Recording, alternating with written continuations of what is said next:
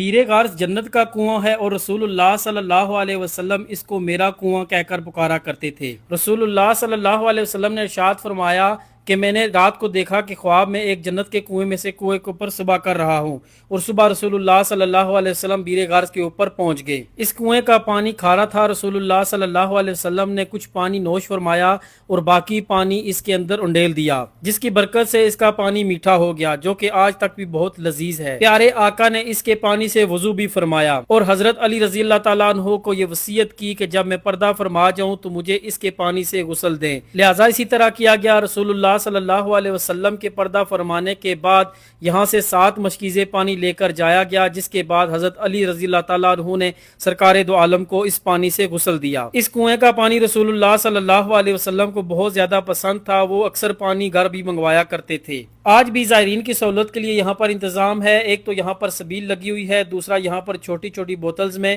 پانی دیا جاتا ہے جو کہ اپنے گھر میں بھی آپ لے کر آ سکتے ہیں۔ ہم اللہ پاک کا لاکھ لاکھ شکر ادا کرتے ہیں کہ اس نے ہمیں رسول اللہ صلی اللہ علیہ وسلم کے پیارے کنویں کی، محبوب کنویں کی زیارت کرنے کی توفیق عطا فرمائی۔ یہ کنواں مسجد نبوی سے تقریباً 4 کلومیٹر اور مسجد قباء سے 1 کلومیٹر فاصلے کے اوپر موجود ہے۔ آپ بھی زیارت کریں اور دعاؤں میں یاد رکھیں۔ جزاک اللہ خیرہ۔